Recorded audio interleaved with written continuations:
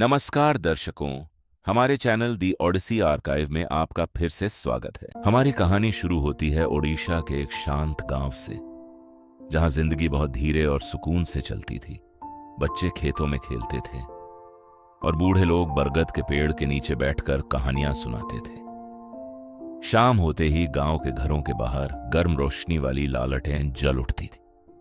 सब कुछ सुरक्षित लगता था, लेकिन जैसे ही रात होती हंसी रुक जाती, दरवाजे जल्दी बंद हो जाते, क्योंकि उस गांव में एक ऐसा नाम था जिसे कोई ऊंची आवाज में नहीं लेता था। वह नाम था कंदुरी। कुछ लोग कहते थे वह रात में सोता नहीं था, वह शिकार करता था। कंदुरी गांव के उस किनारे रहता था जहां से जंगल शुरू होता था। उसकी दाढ़ी बिखरी हुई थी, उसकी आंखें गहरी और खाली लगती थीं। उसकी कलाई पर एक नाग का निशान बना था, लेकिन गांव वाले कहते थे वह सिर्फ साधारण टैटू नहीं था। हर शाम वह अपनी बांसुरी बजाता था, एक लंबी, धीमी, अजीब सी धुन। उस धुन को सुनकर जंगल से सांप निकल आते थे। सिर्फ एक या दो नहीं, बहुत सारे नाग, क्रैत और अजगर। वे सब उसे घेर लेते थे और उसकी धुन ऐसे सुनते थे जैसे वे उसे समझते हो। लेकिन सांप इंसानों की बात नहीं मानते, जब तक कि वह इंसान कुछ और ना हो। लोग कहते थे कि जब चांदनी बहुत तेज होती थी तो कंदूरी की परछाई कुछ अलग ही तरह से हिलती थी। वे कहते थे कि उसके पैर अजीब तरह से मुड़ते थे और अंधेरे में उसकी जीभ चमकती हुई बाहर आती थी। और अगली सुबह कुछ ना कुछ गायब मिलता था।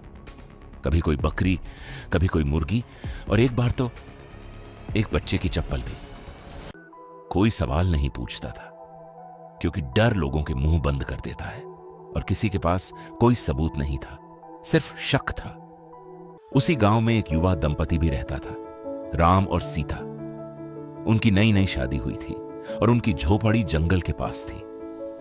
राम दिन भर मेहनत करता था और काम में लगा रहता था। सीता जानती थी कि उसका पति कितनी मेहनत करता है। वह उसका सम्मान करती थी और उसके लौटने पर उसके लिए गर्म खाना तैयार रखती थी। व्यस्त जिंदगी के बीच जो थोड़ा समय उन्हें साथ मिलता, वे उसे हंसते खेलते बिताते थे। वे बड़े सपने देखने से नहीं डरते थे और उनका प्यार बहुत उज्जवल था। और अंधेरा रोशनी को देखता है, अंधेरा ऐसी चमकती रोशनी को बुझाना पसंद करता है। वह एक सुंदर और शांत चांदनी रात थी। चांद इतना चमक रहा था कि उसकी रोशनी जमीन पर तेज और साफ परछाइयां बना रही थी। अपनी झोपड़ी के अंदर सीता धीमे धीमे गुनगुनाते हुए खाना बना रही थी और राम अभी अभी लेटकर आराम करने ही वाला था। तभी उन्होंने एक आवाज सुनी, हिस्स। राम ने खिड़की के पास से एक परछाई को बहुत तेजी से गुजरते देखा। वह ठिठक गया। सीता ने भी चूल्हे पर चल रही कड़छी रोक दी। 1 मिनट बाद फिर वही आवाज आई, हिस्स। राम धीरे धीरे उठ खड़ा हुआ। उसके मन में सीता की सुरक्षा की चिंता भर गई। अंदर ही रहना, उसने धीमे से कहा। और आवाज कहां से आई, यह देखने बाहर चला गया। 5 मिनट बीत गए, फिर 10, फिर आधा घंटा। न कोई कदमों की आहट, न कोई आवाज, सिर्फ पेड़ों की पत्तियों से टकराती हवा की सरसराहट। अब सीता इंतजार नहीं कर पाई। वह बाहर आई और उसने राम को देखा। राम जमीन पर पड़ा था, उसकी आंखें बंद थीं, वह बिल्कुल हिल नहीं रहा था। तभी सीता की नजर उसके पैर पर गई। 2 काले दांतों के निशान थे। थोड़ी दूर आगे एक नाग सरकता हुआ जा रहा था। उसका शरीर चांदनी में चमक रहा था। यह कोई साधारण सांप नहीं था। सीता समझ गई यह किसका सांप था। नंगे पांव सीता ने बेहोश राम को अपने कंधों पर उठाया और सीधे कंदुरी की झोपड़ी की ओर दौड़ पड़ी। टहनियां उसकी त्वचा को चीर रही थी। तेज पत्थर उसके पैरों में चुभ रहे थे, लेकिन उसे अपने दर्द का एहसास ही नहीं था। उसे सिर्फ अपने पति की जान की चिंता थी। उसके ऊपर उल्लू चीख रहे थे। जंगल जैसे जिंदा हो गया था और उसकी हर हरकत को देख रहा था। वह कंदुरी की झोपड़ी तक पहुंच गई। दरवाजा थोड़ा सा खुला था। अंदर एक दिया धीमे धीमे टिमटिमा रहा था। बिना एक पल सोचे वह अंदर चली गई और अंदर जो उसने देखा, उसके डर से उसका चेहरा सफेद पड़ गया। उसने कुछ ऐसा देखा जो इस दुनिया का नहीं लगता था। कंदुरी वहां बैठा था, उसके होंठों पर बांसुरी थी। चारों ओर सांप उसे घेरे हुए थे, लेकिन वह पूरी तरह इंसान नहीं था। उसका शरीर शल्कों से ढका हुआ था। उसकी आंखें सिकुड़ चुकी थीं और पीली हो गई थीं। उसकी जीभ लंबी हो गई थी और मुंह से बाहर आ जा रही थी। आधा इंसान आधा सांप बनकर वह अपनी बांसुरी बजा रहा था और कुछ ही पल में वह एक विशाल अहिराज में बदल गया।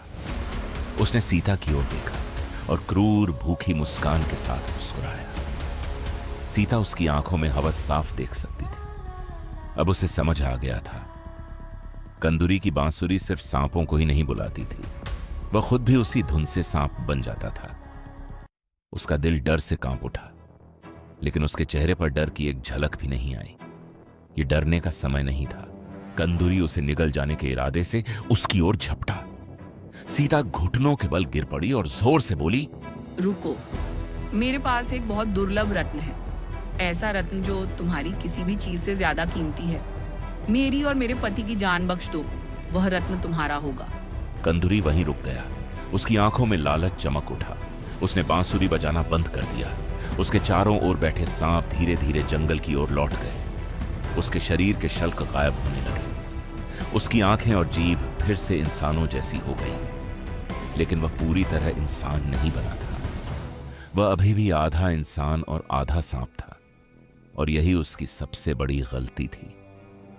सीता तुरंत उस मेज की ओर झपटी जहां अंदर आते समय उसने एक चाकू देखा था। उसने फुर्ती से चाकू उठा लिया। कंदूरी कुछ समझ पाता उससे पहले ही सीता ने उस आधे इंसान आधे सांप बने कंदूरी की पूंछ काट दी। कंदूरी तड़प उठा। उसकी शक्ति समाप्त हो गई। वह हमेशा के लिए उसी आधे इंसान और आधे सांप के रूप में फंस गया। तभी सीता को याद आया, उसके पति की जान अभी भी खतरे में। वह किसी भी पल मर सकता है। उसके पास सोचने का समय नहीं था। वह तुरंत राम को लेकर गांव के वैद्य के पास भागी। वैद्य ने कुछ जड़ी बूटियां ने पीसी और मंत्रों का जाप करने लगा। उधर राम के शरीर से पसीना बह रहा था। कुछ समय बाद सीता ने राम के शरीर में हलचल देखी। राम ने खांसा और धीरे धीरे उसकी आंखें खुल गईं। जहर का असर खत्म हो चुका था। वह अब खतरे से बाहर था, लेकिन वह राक्षस जिसने यह सब किया था अभी भी जिंदा था।